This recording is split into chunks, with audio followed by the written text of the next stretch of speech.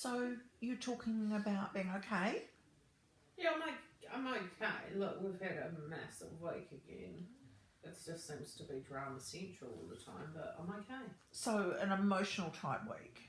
Been absolutely emotional type week. Oh my goodness. It's just... Tell me more. Well, on Saturday we ended up getting a 6-year-old cat, adopting one for me with the intentions of Jen looking after until she gets a kitten, the kitten of the cat that we used to have. Yeah. Yeah.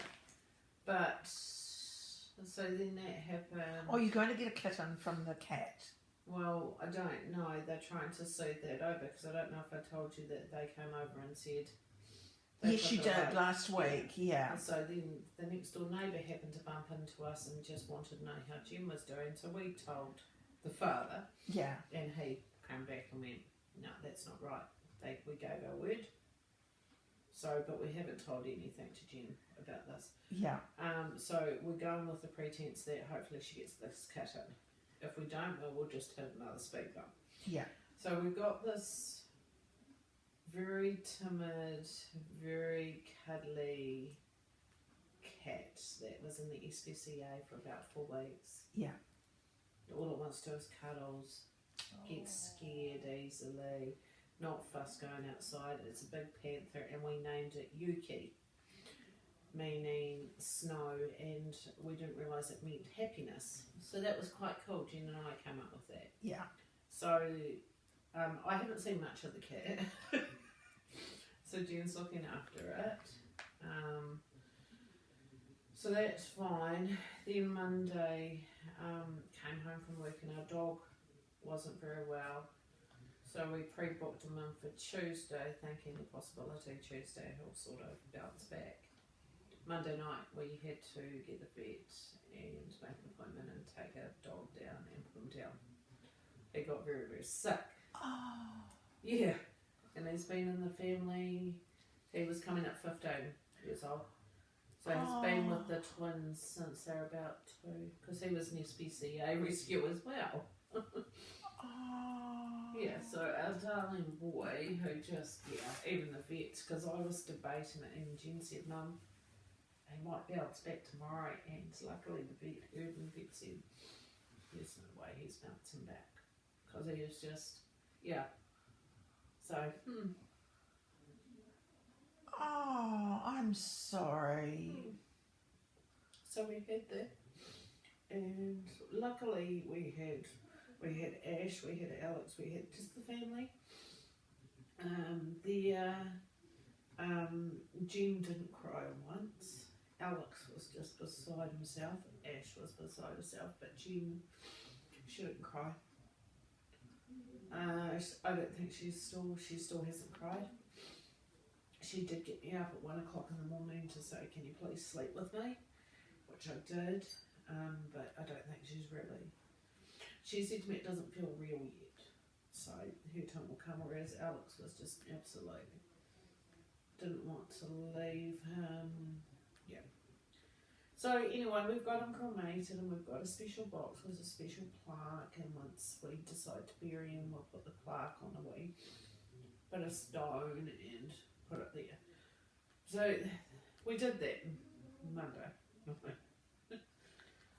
Oh, what a week. Well, that's till Monday. That's Monday. So Tuesday was my birthday, but we just washed that. I didn't want to do anything. Jen went to her stage not talking to me, and do you know what?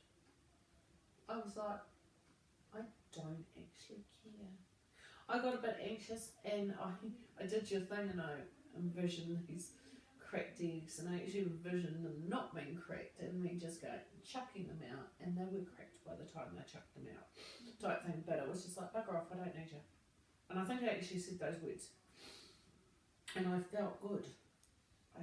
So Tuesday was a whitewasher. We were all exhausted.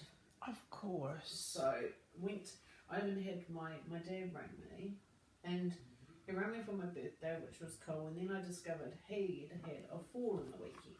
Oh. So I'm thinking, okay, this is Yeah. marvellous. Yeah. So that was fine. Then my auntie rang me just to wish me happy birthday, and I didn't answer. I just said to her, I'm tired. I don't want to talk to anyone. All I want to do is sleep. I don't want to. And she was really cool about it. So she's been checking and just make sure I'm okay. Wednesday,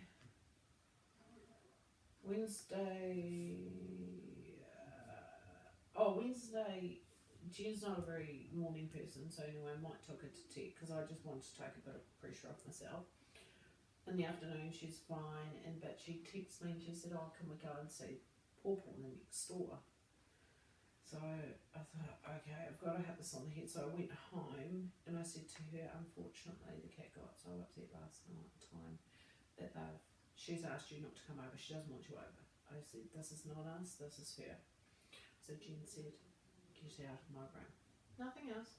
Not fuck you, nothing like that. So we're maturing a little bit. Get out of my room. And then she sent me a snap about, don't ever talk to me again. I don't want to see you. And I just, because you can sort of see it without acknowledging it. Yeah. And so I left it. And it was such a big thing for me. And I went about doing my thing. Ali had to be out at Renwick for, I didn't realise, 2 hours worth of training. So I sat out there and just read. Yep. And while he was doing his thing, just read. And I might text to see what time I was going to be home. And I didn't know at that stage.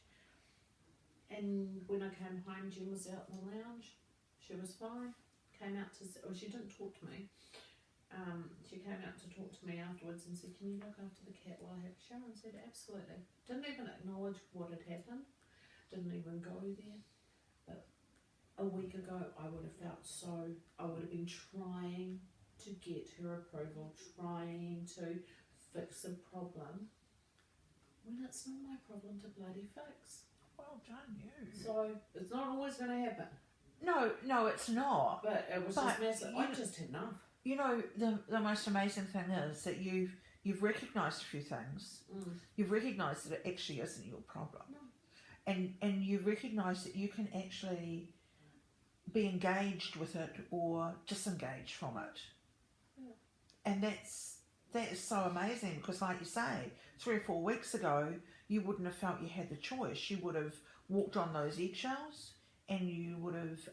I would have been totally backwards to do anything for that kid, to make it right. And I had enough. I wasn't angry, I wasn't upset. I could appreciate and understand that what she was going through. Because, boy, she'd lost a dog on top of her. But she was just like, nah. But you lost a dog too.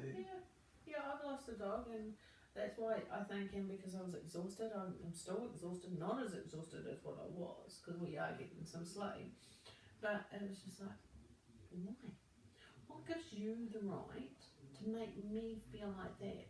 I know you're hurting, and I didn't say it to her because it's pointless.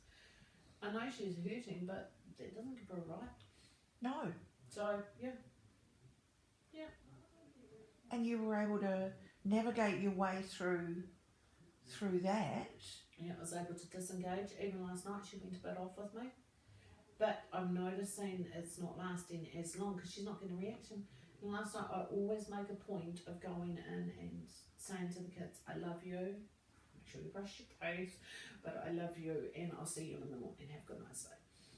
And so I've knocked on her door first and I waited because you wait to be invited in. No. She goes, "Can you come in, Mum?" And I went, "I'm just saying good night, my darling." And she said, "Look at the cat, Mum. Come and pet the cat." So I did. And I said, "Can I give you a cuddle overnight?" She said, "No, my back's sore," which it was. She's been to do something to back and said, "That's fine." I said, "I'll see you tomorrow. We'll go to the books up here and buy those CDs. You let me know when you're up. But otherwise, have a good sleep in. Love you. And don't forget to brush your teeth." And then, of course, I go off to Alex and do the same thing. Yeah. So, but, yeah. I don't know. How did that feel for you? It felt good because I felt like I wasn't adding to the emotions that were already there, because if I let those eggshells in, or if I let that anxiety in, I'd be adding to what I was already feeling, and it would escalate into something even more. So what emotions were already there? Just the emotions of, I don't know, grief with Yeah. the dog, Yeah. seeing your kids absolutely torn, and you couldn't do a goddamn thing, and then knowing that all you could do was give them time. You didn't stop them from crying. You just maybe suggested, especially like with Alex, like, bud, you're gonna hit these emotions. The grief's not gonna go away, you're just gonna find a way of dealing with it. And I said to him, sometimes when you have a shower, just cry. I said, but never stop yourself from crying. I had Ashley, who was in absolute tears, but hers was, and it's so wrong thinking this, but hers was over dramatised. It might be tears about. It was everything else. Yeah. And that's what I said tonight. I said the dog was a little bit. Everything else that's happening in her life is very unfortunate at the moment. It's only going to get worse. It was just a little vent. Yeah, and she's just, because she was trying to tell me how to sort with the dog and so forth. Mum, you need to get the dog put down, this, that, and everything. And I just went to her, I need this to be calm. I need this to be. I said the kids have seen Nana die. Now they're going to be watching the dog die. And I said, and so are you. So I said, let's just do, he's not going anywhere. So let's do this slowly. Because if she had a way, we would have been done. Like, but Shame she can't see that in her own life though, isn't it? It was just like, no, you need to do this, it's not fair on the dog. And it's like, the kids need a chance to come to it. So I just said, hang on, just let me slowly do it. I don't want this rush. I want the kids to sort of semi-understand, and they did understand what was going on, because as I say, they saw Mum. Yeah. They did understand what was going to be the end result, whether they agreed with it or not. But I did ask them all, and I said to them, this is what, because we'd been talking about it anyway, once he can't get up, not realising it was going to be happening so soon, once he starts where he urinates without any control, which he was starting to do, I said, we have to do it. And they weren't fine with it, but they understood.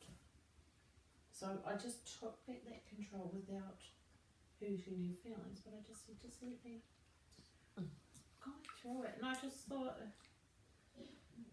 I don't know, I think I handled it quite well, but it was just hard afterwards handling the different emotions. I had Ashley going back into a household where we know she's not safe.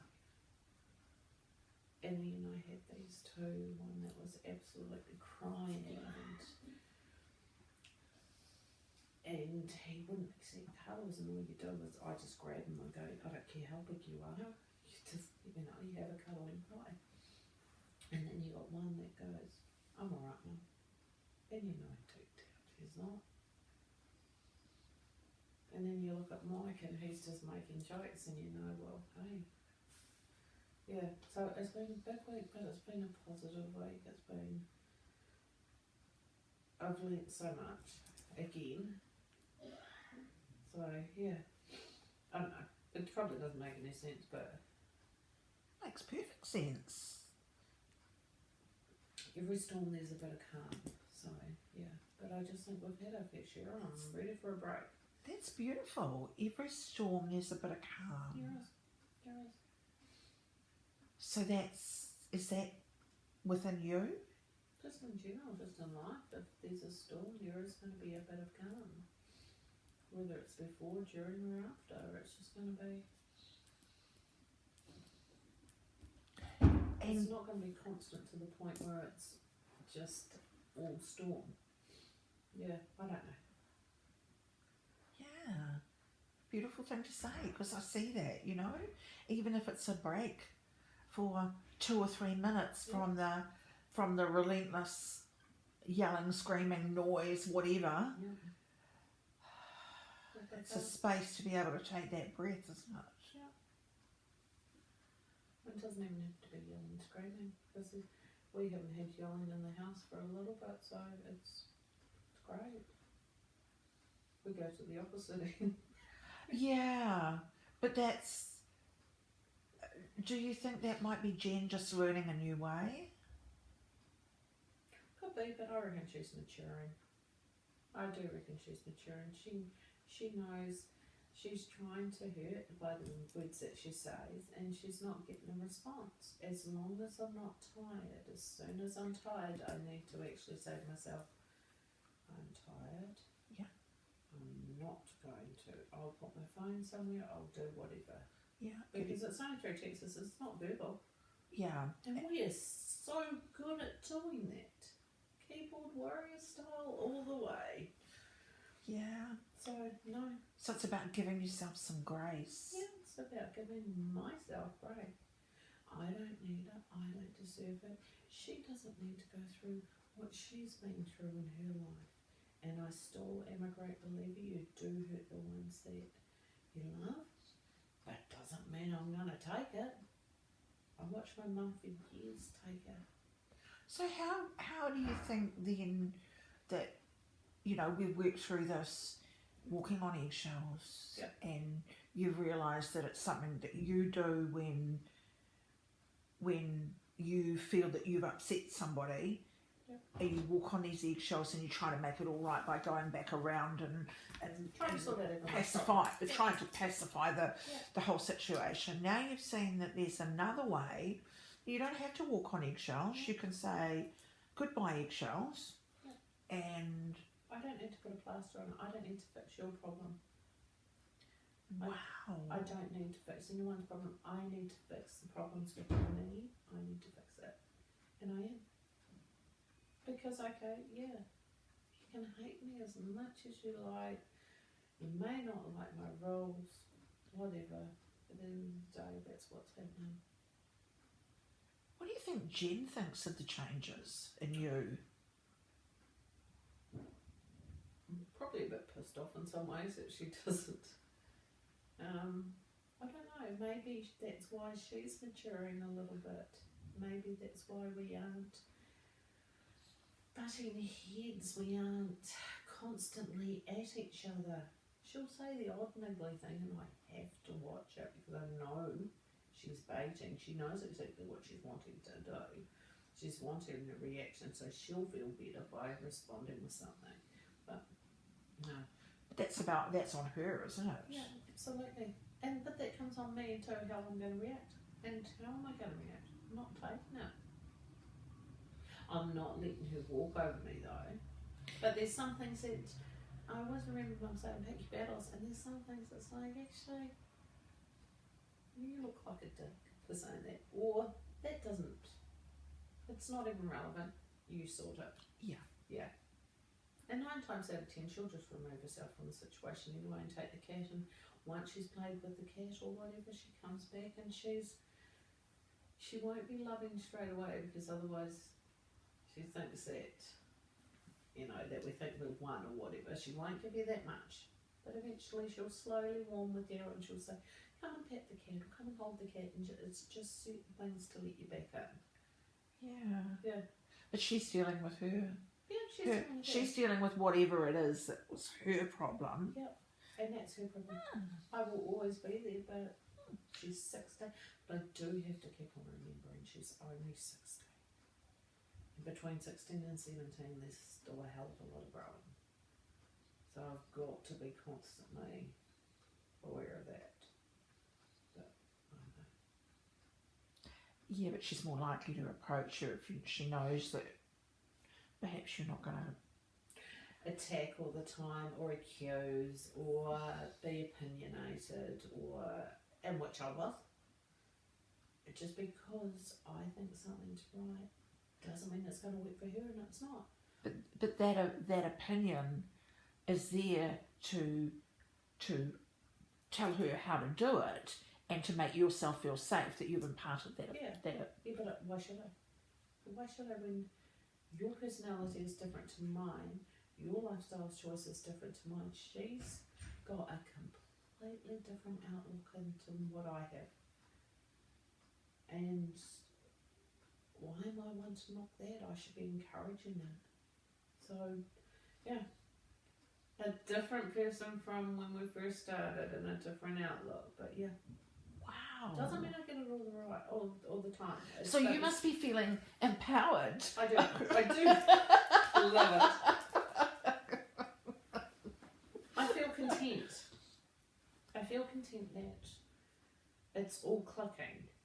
Well, the puzzle pieces are falling into place. And yeah.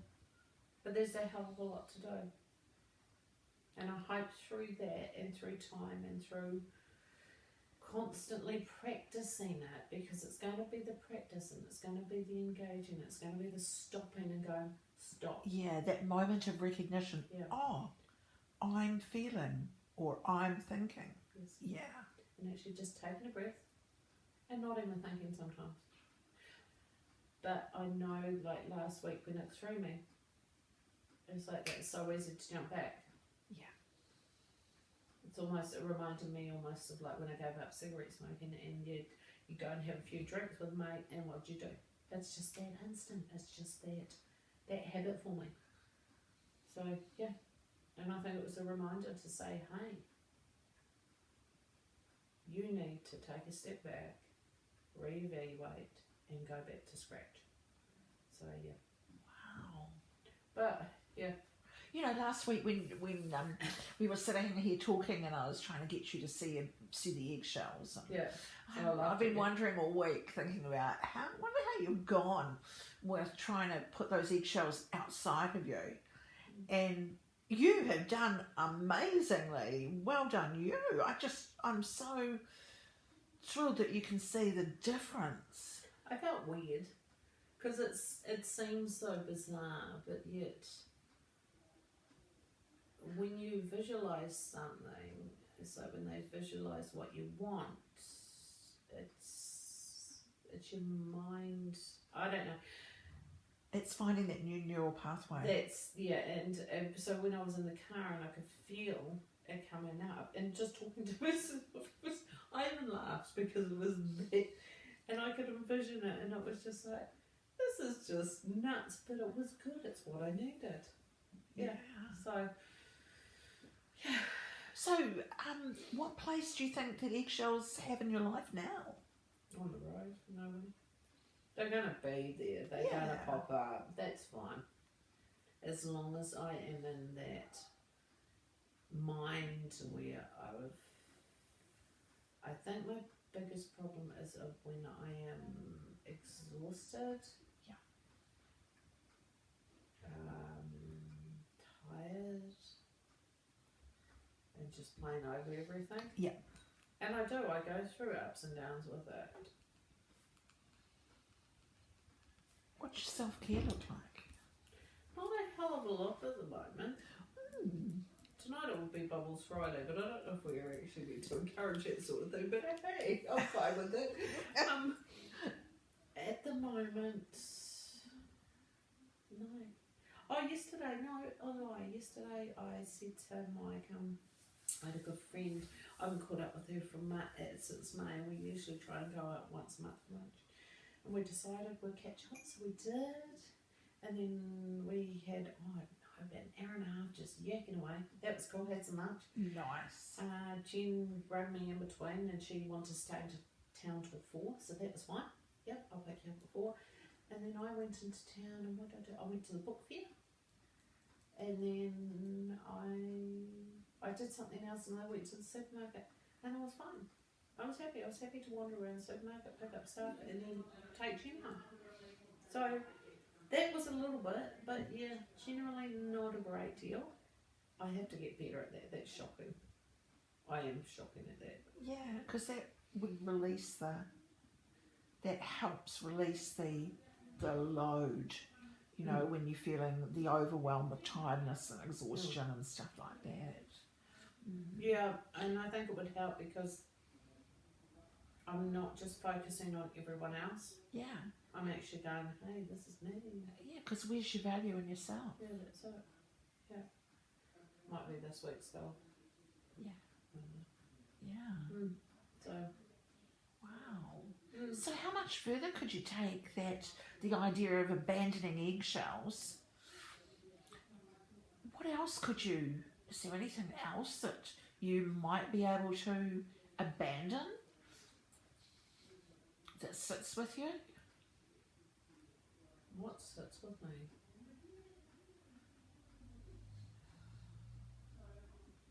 I don't know if much else sits with me apart from your normal. Everyone gets tired. Everyone gets emotional.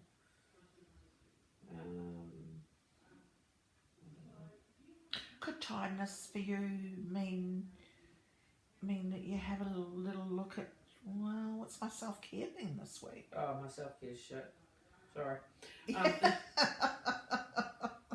I'm a shocker. I will make sure again. Everyone made a stand last night where I made tea for the twins, and then we went out and did some gardening and so forth, and came back in. I said, Mike, your tea's there. He said, I'm not having any tea, you do. Because 9 times out of 10, what I'll do, I mean, I should be a size friggin' 6, but what I'll do is make sure everyone else is okay. And I'm not worried. I'm not a big eater. I'll probably pull that makes me sound like an alkie actually. Like last night I bought myself a gin and tonic, but I was quite happy. Yeah. It was a glass of gin and tonic. Yeah. And I'm not just sitting there, I'm up and down and doing your stuff and having a sip. But I should actually be, and I know when I went to see a person about my IBS and she helped me with my IBS, she actually did say to me, you need to sit with the family and eat with the family. Instead of you being up there doing the dishes or whatever, you actually have your plate and you sit with the family. So, yeah, I need to go back to basics. But I don't know. That's interesting. What's that about, not sitting there? Is that something to do with conflict? No, it's just stopping. I don't stop. I've started watching, like, even I was never fussed with TV, I've started watching series with mine, so that's our time. Yeah. But generally I just don't stop. So I'm up at 6 o'clock and you just go. And I don't know, I've just always done it. Don't know why. It's not conflict, it's not...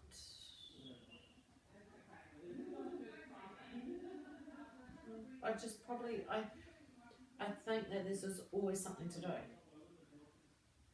Yeah, because you've said in the past about going to work. Oh, shocking. Yeah, going to work to, what were your words? You,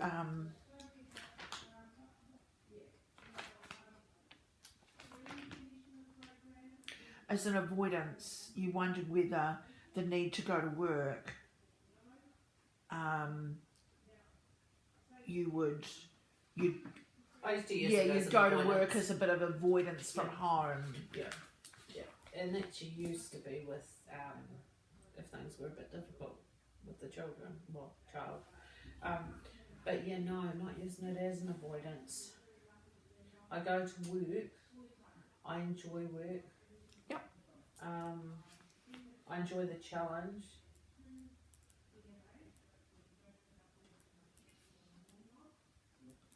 But there's just something that's just not quite fitting. I think we're running out of time. We'll do this for next week. Yeah, well, give me a hint. Oh, I don't know.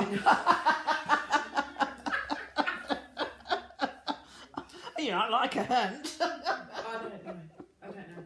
It's probably something to do with me. It's probably something that I need to do. I don't know. I looked at myself the other day and I thought, right, I've just turned 2 year older. That doesn't worry me. That doesn't scare me. And I think I've managed to fit a fair bit into that time. Yeah. And I've been fortunate enough to travel and fortunate enough to experience different pieces of life. But there's just still something that needs to complete it or not complete it. It's more something for me. I don't know what it is.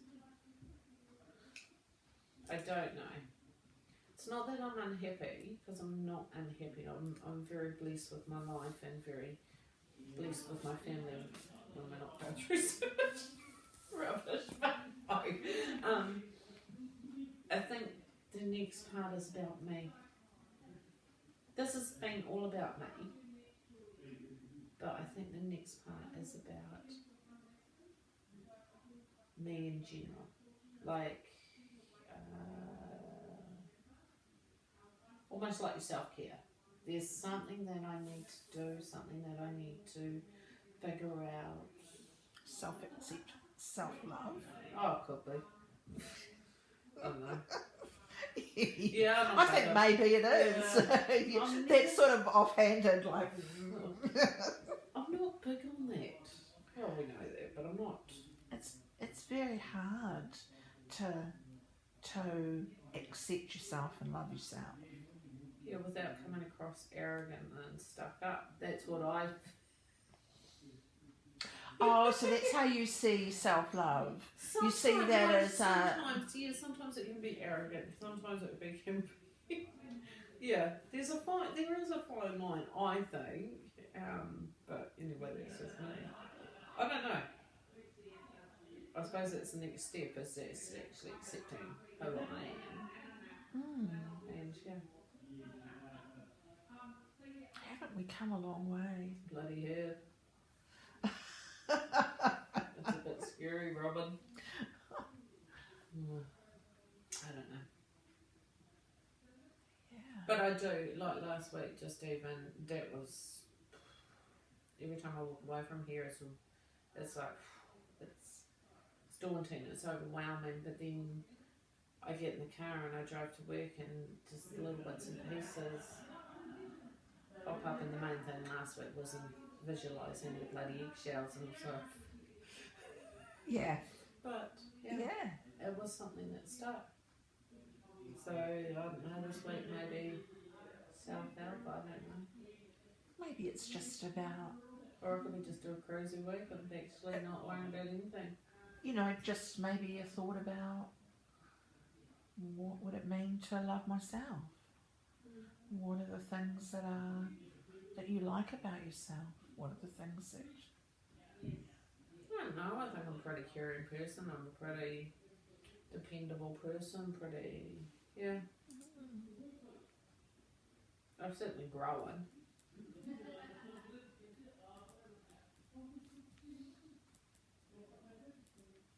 I think I've become stronger. I do think that. I think I've become not so... what would you call it? Such pushover. Yeah, but isn't it funny how you felt you're a pushover and you used anxiety and control to balance that out, and yet now you feel more confident in yourself about how you manage things, and yet that anxiety and the need to control have become less. Yeah. That balance has changed. Because that need to control doesn't satisfy. No. So it's just like... Because that was about making it safe for you. Yeah. So yeah. And yet you are safe. Yeah. Yep, next week's conversation, I feel. So what are you feeling from that? Oh, I don't know, I'm feeling a bit... I picked from you a breath of anxiety. Oh, it's more... I'm a bit fearful that we're doing, like, hey, I'm loving the progress, but I'm scared that we're doing it, I'm doing it so fast, or we're doing it so fast that all the stuff I've learnt last week I'll forget, and then I'll hit something and it will be 1,000 steps back instead of, you know. But we've been through that with your progress, that we've gone a whole lot of steps forward, then we've gone and you've thought, yeah, great, I'm okay, I'm doing it on my own. Yeah. And then you've had a few things that have been bumps in the road, and then you come back. So overall, where would you say that progress has gone, even though you've had bumps in the road? I'm still ahead, but Way yeah, ahead. but it's just yeah. It's still daunting. Yeah. Because a year ago, that woman, is not the same. Who was she when you walked in to see me? A control freak, insecure, scared, probably. Yeah. I remember your fear and worry about your daughter. Yeah. Oh, but openly, it's. But then that came back to the control of possibly something with me too. Yeah.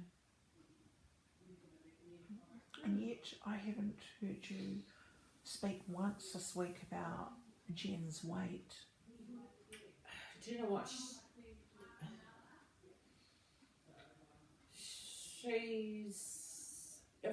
If she goes down, she goes down. But she's actually in control.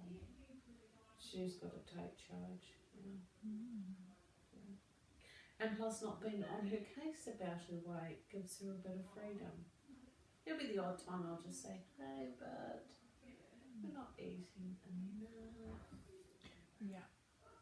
Just checking in, or like yesterday when I saw some, because she's got scars from when she cuts, and I saw a little red one, but it's not a new scar. What she does is she picks it up. But what's that on? Yeah, oh, it's nothing, Mum. So just the way she said it, you know that it's no big deal because she would have covered it up.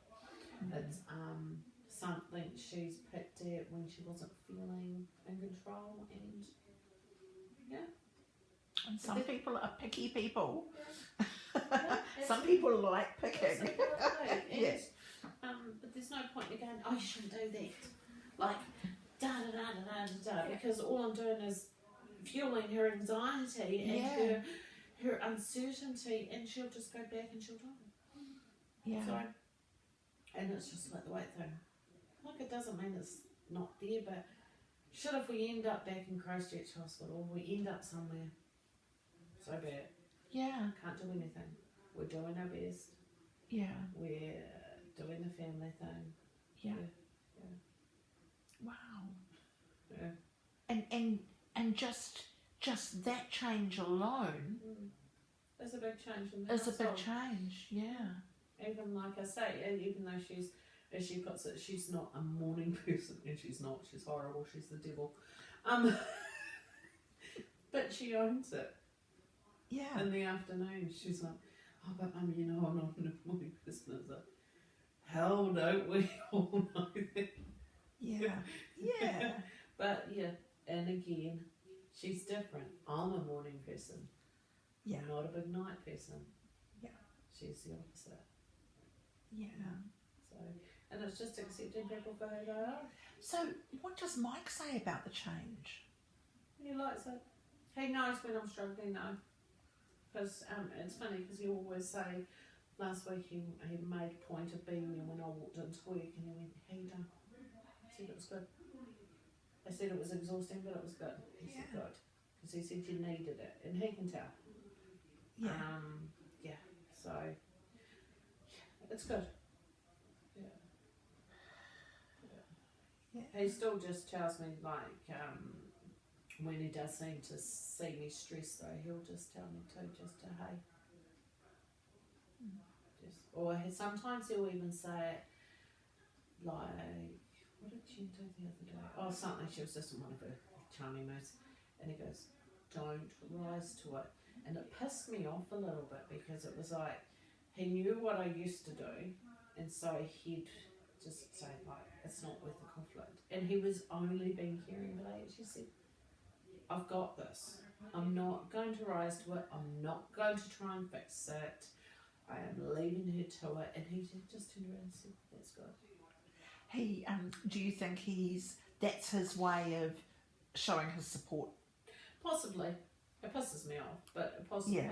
Because he's so used to, mind you, we're so used to doing it with each other, as trying to diffuse a situation when we know that one of us is tired and we know how we can react. Like, I can try and fix a problem and he'll just go in there and go, give me a phone type thing. So, but we've both, come, and I think it's because I'm not fired or trying to sort this problem out, and then it escalates, that he's actually, like, we're just both, okay, is this even important? Let's just let it slide. Yeah. Yeah. So, Yeah. it's good. It's good. It's got a little bit more to go, but yeah, it's good. Yeah. So are you looking for the perfect world? Oh shit, no, there's no such thing as perfect. No. If you're perfect, then what's the point of living? You've got to have something to strive for. It doesn't matter what. You've always got to have something to strive for. You've always got to learn something. You've always got to try and gain something to do every day. Yeah. Yeah. Humility. Yeah. Go you. That's really impressive. I'm just really, well, it's about a celebration this week, really. Bubbles night. Yeah. That's my go-to. I even say to the staff, because it is a standard joke at work, Kerry, it's Friday, it's bubbles in a fancy glass. Because I like to do things, I'm not snobby. This is what I say to the staff, I'm not snobby, but I do like, if I'm going to do bubbles, hey, I'm going to do it in a fancy glass. Absolutely. You know, it doesn't affect anyone else in the house. It's just me and the fancy glass, and even the kids know. Like, it's a standard joke. Mum's having bubbles in a fancy glass. It's my Friday night. I have bubbles in a fancy glass. Yeah. Like, Yeah, me and a girlfriend had bubbles most Friday nights. It's great. It's a great way of doing things. But yeah, even just certain things, I like to have nice things. Doesn't have to be expensive. Nice things. I like to have nice things. I like to have flowers in the garden. But you know, that's just me. Not everyone's the same. So those are the things that you like that make your life a little sunnier. Yeah. Have a spa. Yeah. Just you sit out there, and all you do sometimes is you sit out there, and we haven't done it as regularly. Because what Mike and I used to do, we used to get up at 4 o'clock in the morning on Thursday, and because we had the breakfasts. Yeah. And then Thursday afternoon we would finish about, 2 o'clock. Yeah. And once the kids were home, we'd just have a spa for a couple of hours. Yeah. And you talk for a little bit, but then you just lie there and you just look at the sky, or you listen to the birds, but you would just actually absorb what was around you. Yeah. We haven't done it as much, and even he said it, we just haven't. Yeah, because and we need to come back to something like that again, because that was simple. Because when you had that few days in Queensland together, that was amazing. That was amazing, yeah. And you talked about you come back and you realised how much that time together was amazing. Yeah. Was amazing, and you're saying the same here, just you and him, spa, you know, kids safe, you know, so. Do you think that might be a deliberate action that you need to take every week? Yeah, we need to. Yeah, we definitely need to, because I think I let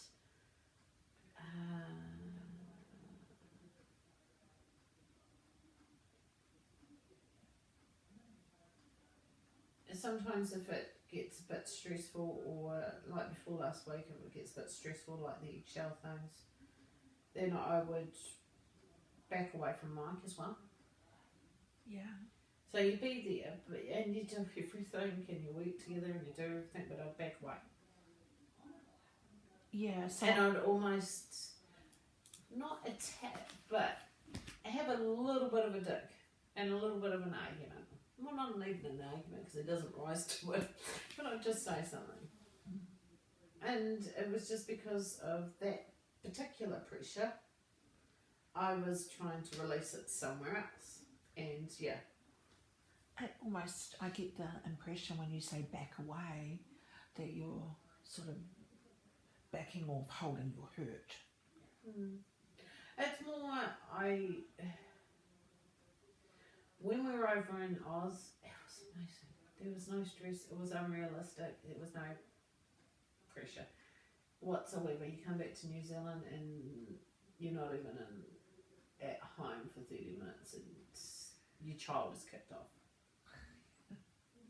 And it was that instant that I reacted like, this is just nuts. And so then you not have an argument, but you have a little bit of a disagreement with each other because I've let that impact me. So that was quite cool last week, learning that. Because that was all the eggshells. So you're coming back in the country, she's saying something, just being a madam, and my eggshell's back. And all I'm trying to do is fix this bloody problem. And so, it's not. So you're saying now that you seem to have realised that you have a choice whether you want to engage or not. Yeah, I don't have to engage, and I should actually be focusing that time of going back to, let's have a spa. Friday night, let's have a spa. Watch a movie. Kids can join us if they want to. Usually they're out. There's one that seems to party, and the other one he just does his gaming. So, you know, if they've got their life, we can have ours. So, and at 16, 17, they're growing into young adults. Apparently. Oh, how do you see it? Oh, I don't know. I don't like seeing them as young. Oh, look, I just think they're growing leaps and bounds. One more than the other, but actually she's grown in her own way too. So, yeah, leaps and bounds. Yeah, I think it's... We never had it with Ash. She wasn't there. At 16, she left home. So this is all new. Yeah, and you know, I was listening to a guy on a video this morning saying about how hard it is for girls because boys seem to get a surge of hormones. They grow, they get bigger. They in a way they deal with that, and they continue to get stronger physically. Girls don't. They're physically as strong as boys until they go through puberty, and then they're not as strong. Physiological changes, so you've got these body changes that are going on, and then body dysmorphia can really, that's when it impacts. So they don't like what they see. Yeah. It's scary. What's it going to be? Then they notice the change, how people look at them and see them, and they notice the responsibility of being a woman, the responsibility being that they're in childbearing, and even though they don't realise that it's there, that there'll be something that they care about more than themselves. And how confusing and hard that time is, along with the different hormonal changes as well. Yeah, Being a woman's hard. Yeah, and especially these days that girls are going through puberty earlier because they're not mentally ready for it. So these changes start occurring and they don't like it. And it was really, really interesting to listen to that. And also the different aspects of sexuality. We noticed when Jim and Alex were at Bob Woolley, the different aspects of sexuality, just not boy, girl, girl, boy. It was lesbian, it was bi, it was all these other things. It was just and like, this thing I was listening to was about gender dysmorphia, and in the States, this young lady or this young girl at 15, the state took over and allowed her to transition to be a boy. Yeah. But it was only because she got on with boys and she kept up, with boys rather than girls, and then she had both breasts and both mastectomies. And then at 16 she realised, well, hang on, I'm a girl. I'm actually a girl. Yeah. I'm not a boy. You're not old enough. And the impact on her Yeah. life Yeah. at 19, 20 is now. Yeah. And I need to listen to it again to get all the facts, but it was so wild. Yeah. You know, the If fact. things are becoming too PC, it's like just come back to the basics a little bit. I'm not saying about the sexuality, I'm just saying in life in general, come back to the basics.